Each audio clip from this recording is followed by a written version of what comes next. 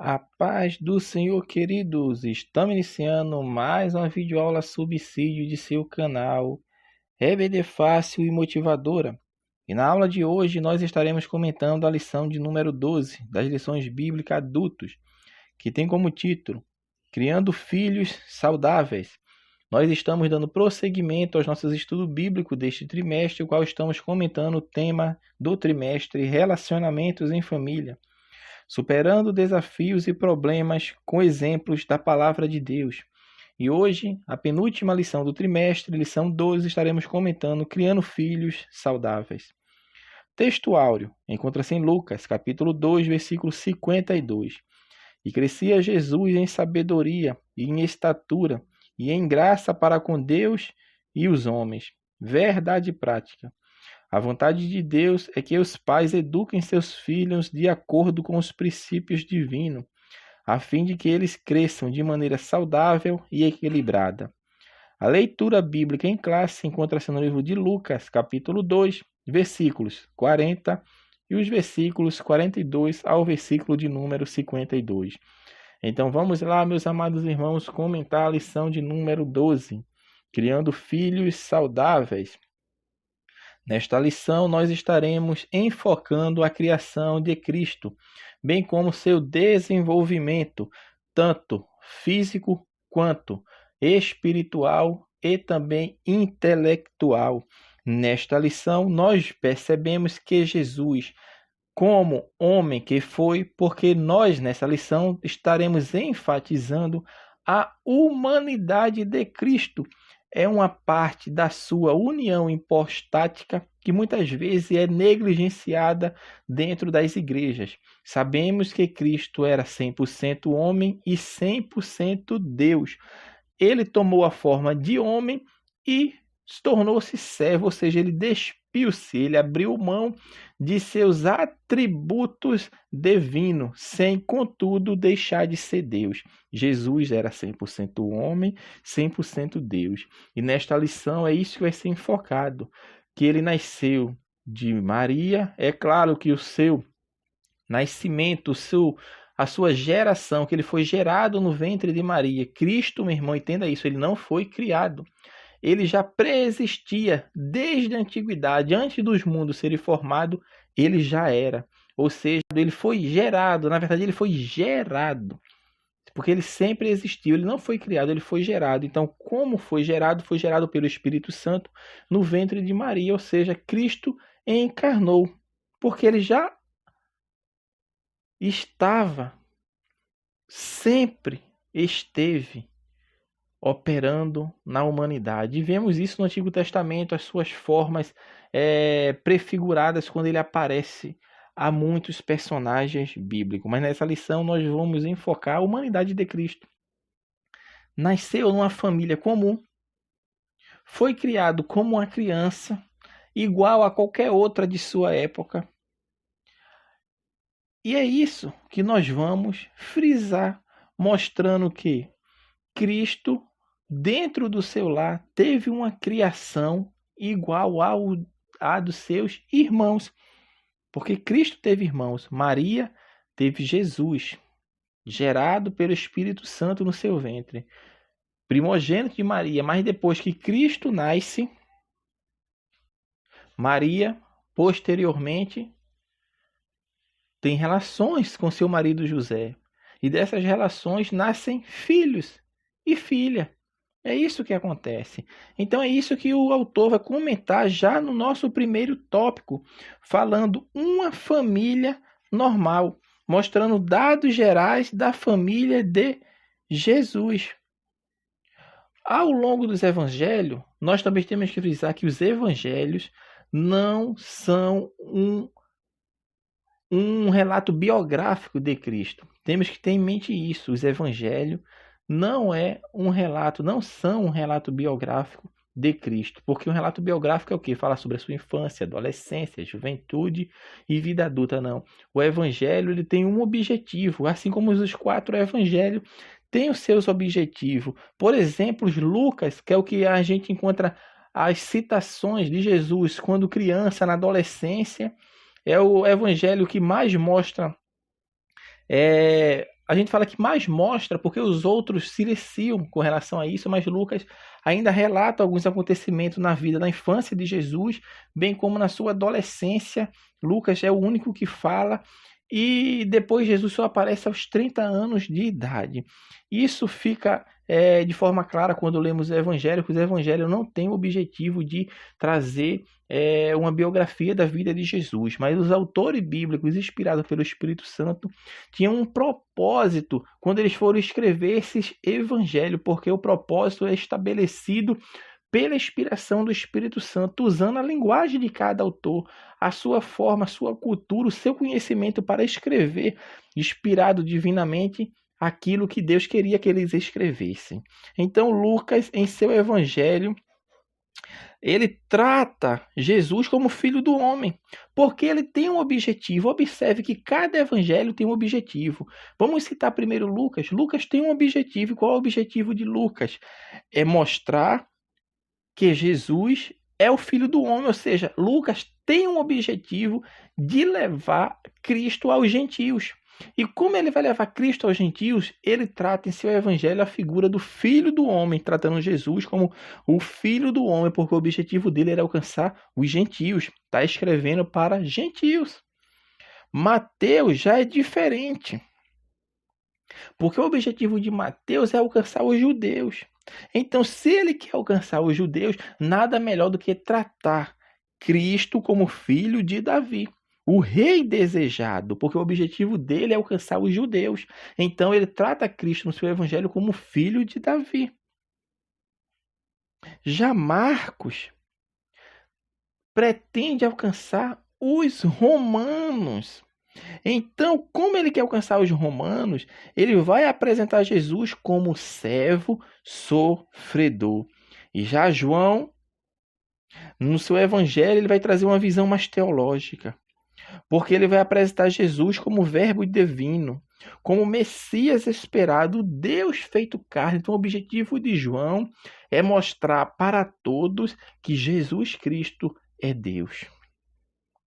Então, observe, meu irmão, que dentro desse aspecto que nós estamos falando, dos propósitos dos 4 evangelhos, eles tinham algo em comum, que era apresentar Jesus para o seu público ao qual ele estava escrevendo. Não tinha a intenção de mostrar a vida e obra de Jesus, não. Embora tenha mostrado alguns aspectos da vida e algumas das obras de Cristo, mas o que eles estavam relatando, inspirado pelo Espírito Santo, era para mostrar que Jesus era rei, que Jesus era Deus. Por isso, Lucas escreve para os gentios, Mateus escreve para os judeus, Marcos escreve para os romanos e João tem uma pegada mais teológica, alcançando todos quanto estão a par e conhecem o seu livro e entende, porque João tem uma pegada mais teológica para mostrar de fato que Jesus é Deus. Esse é o objetivo do seu evangelho. Então, dentro dessa perspectiva,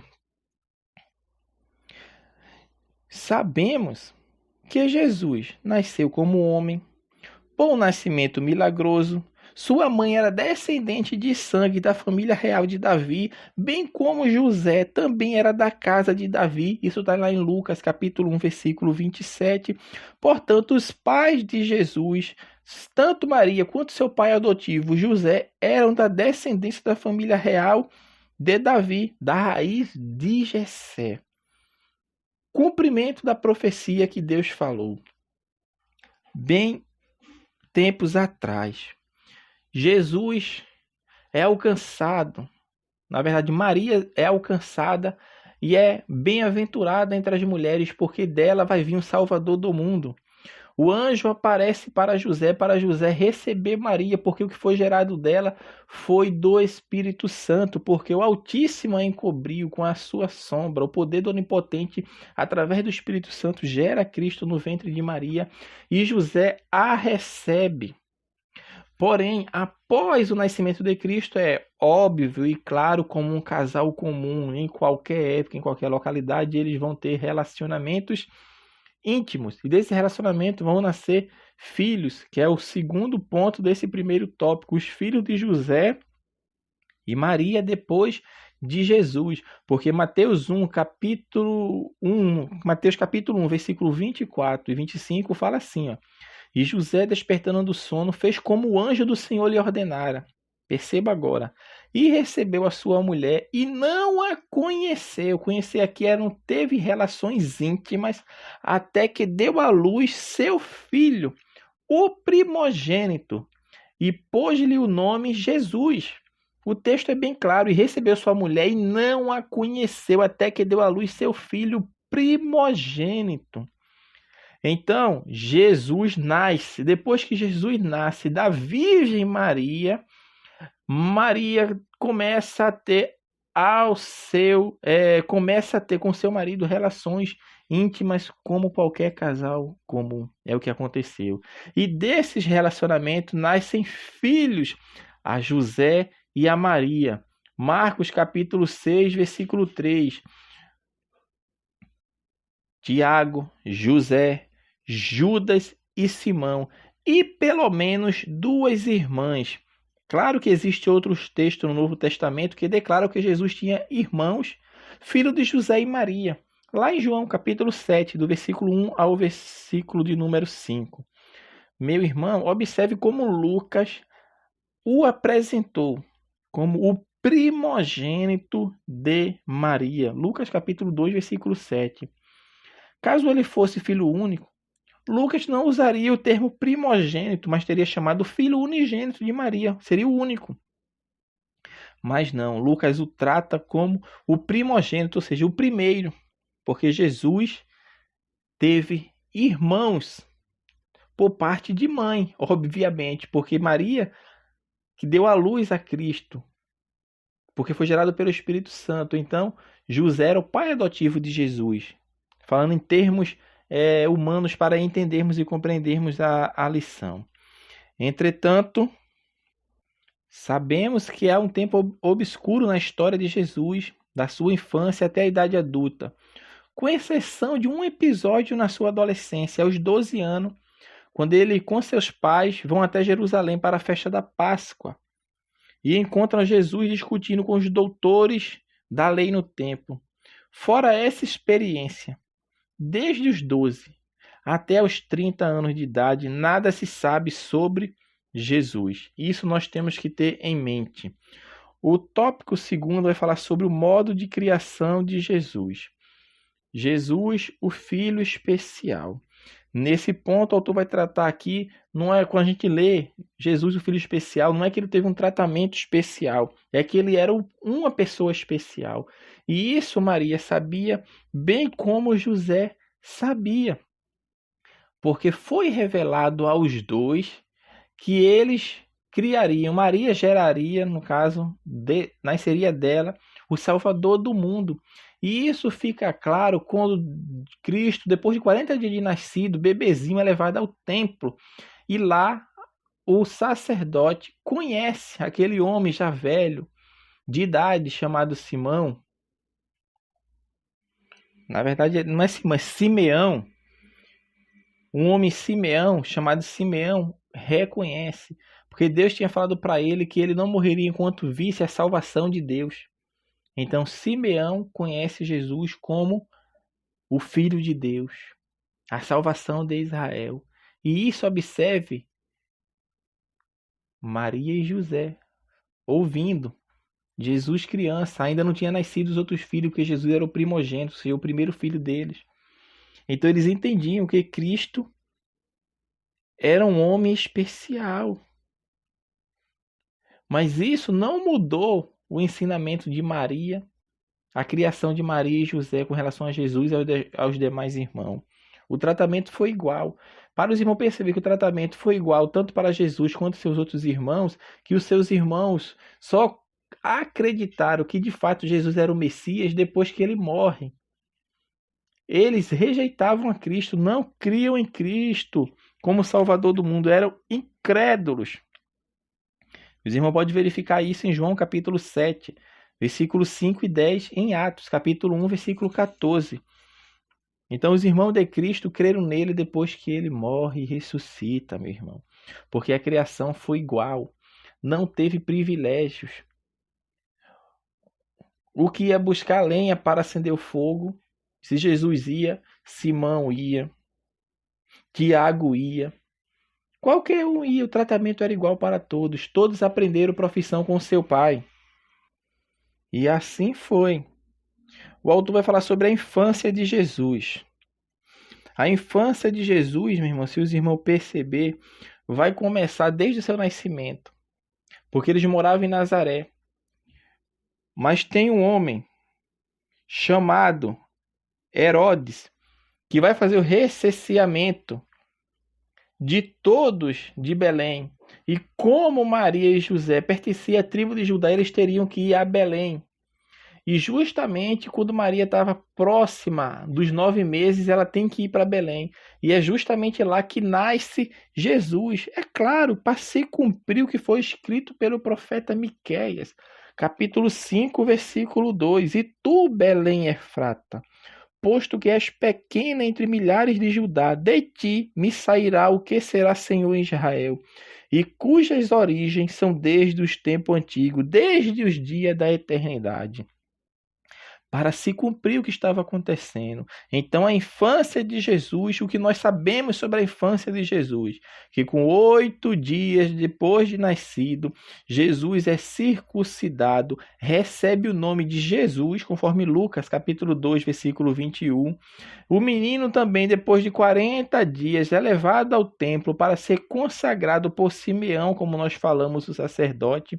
Então, todo o tratamento que Jesus recebeu foi semelhante aos outros meninos nascidos em Israel. Essa é a infância de Jesus. Uma infância criada igualmente, sem tratamento especial, diante de seus irmãos. Então, isso que aconteceu com Jesus.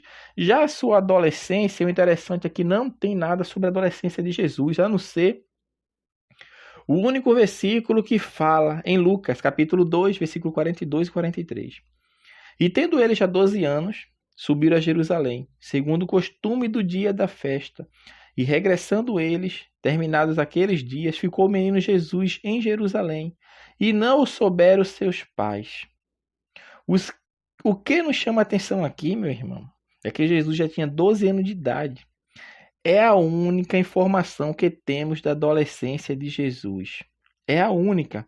E quem registrou foi Lucas. Foi o único que registrou esse acontecimento da vida de Jesus. Não tem em outro evangelho nada. Ou seja, 12 anos, talvez foi citado por 12 anos, porque era o período que o menino passava a ser filho da lei, ou seja, passava pela Bar Mitzvah. É a Bar Mitzvah, que ele se torna filho da lei, ou seja, ele se torna responsável moralmente pelas suas escolhas, de certo ou errada. Talvez seja por isso, mas isso não vem ao caso. Mas o que nós sabemos é que o relato da infância de Jesus tem lá o relato de 8 anos, depois de 40 dias, quando é apresentado ao sumo sacerdote, depois disso, só 12 anos depois, que fala de Cristo, e apenas em um versículo, meu irmão. Observe, meu irmão, cuidado, porque muitas vezes nós assistimos filme e o que acontece? Vemos Jesus criancinha, ressuscitando um passarinho, mas de madeira, de barro, e dando vida àqueles animais. Esses filmes, meu irmão, são baseados em escritos apócrifos. Porque o escrito apócrifo, meu irmão, ele tenta preencher essa lacuna que a Bíblia Sagrada se silenciou sobre isso. Por quê? Porque isso não traz relevância espiritual, certamente não traz. Por que não traz? Eu afirmo com certeza isso, porque não foi registrado nas Escrituras.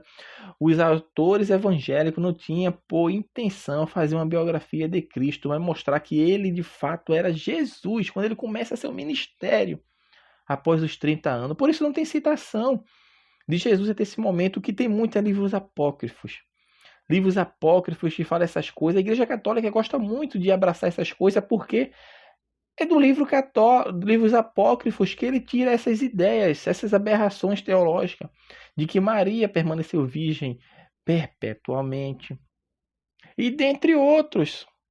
Porque os livros dão apoio às suas teorias, as suas invencionices.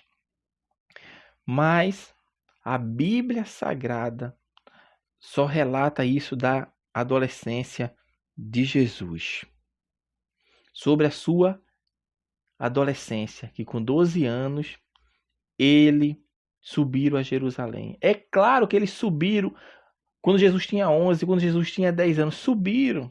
Claro que eles subiram, porque os judeus participavam dessas festas que eram feitas.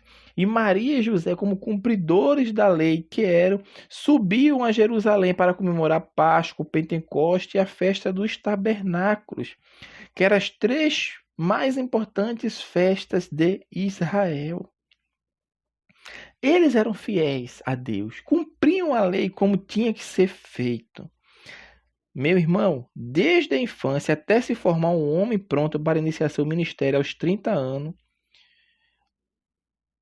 Lucas relata que crescia Jesus em sabedoria e em estatura e em graça para com Deus. Isso é o que é citado sobre Jesus. A juventude de Jesus, a Bíblia se cala. Dos 12 aos 30 anos, não tem relato de nada da vida de Jesus. A Bíblia Sagrada não fala sobre isso. Então, o que nós podemos falar sobre isto? O que nós podemos falar sobre isso são especulações. Como a que nós comumente abraçamos.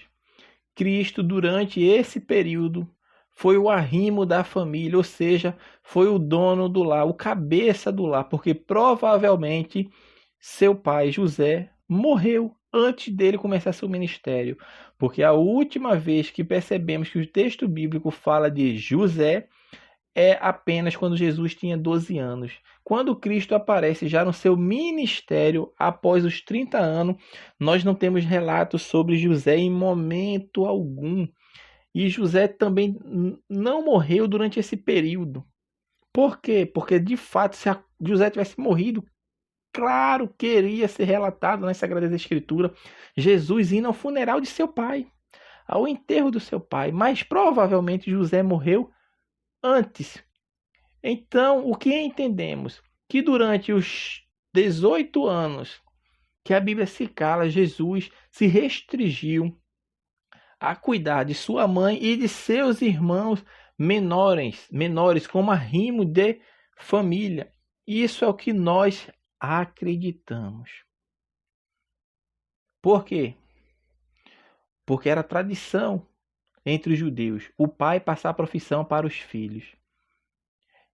E com relação a José ter morrido, provavelmente, de fato foi o que aconteceu, porque quando Cristo está na cruz, ele dá os cuidados de sua mãe a João, e não ao esposo José, porque provavelmente José morreu antes dos 30 anos de Jesus.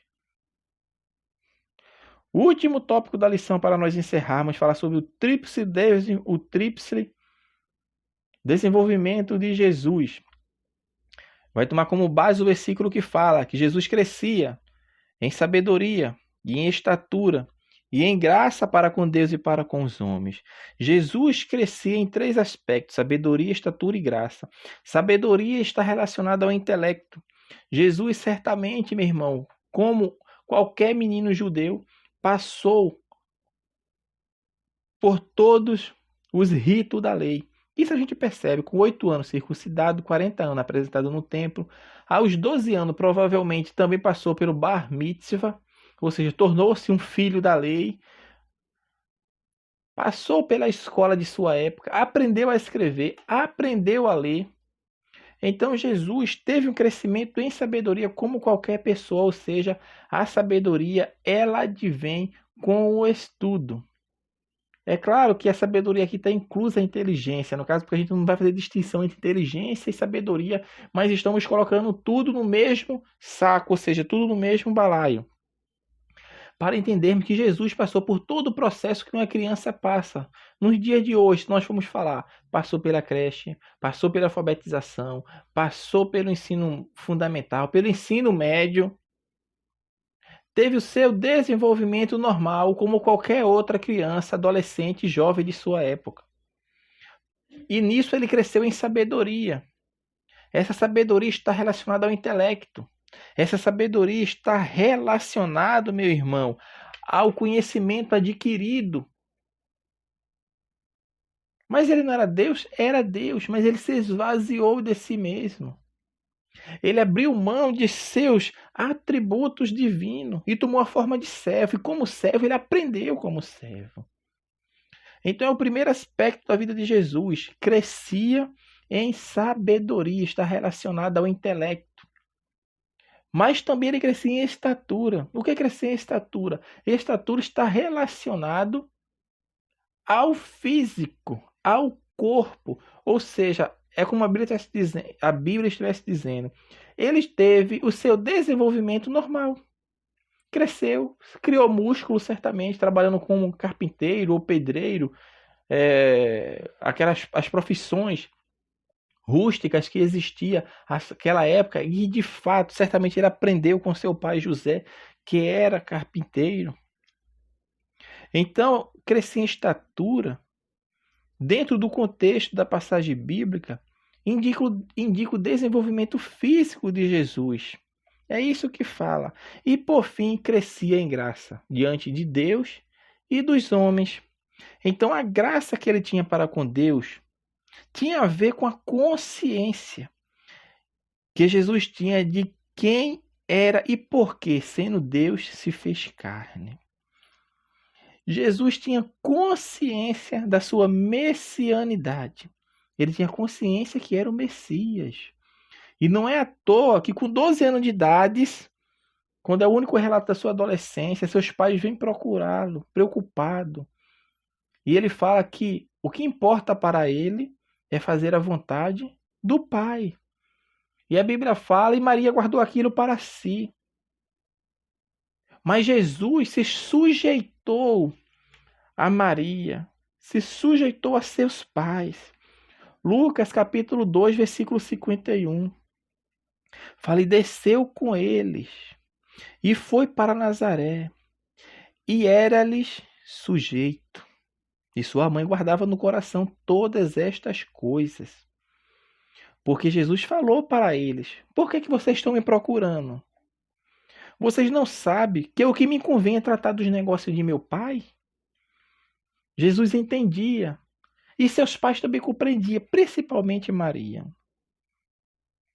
Mas mesmo entendendo, Jesus se sujeita a eles e volta com seus pais.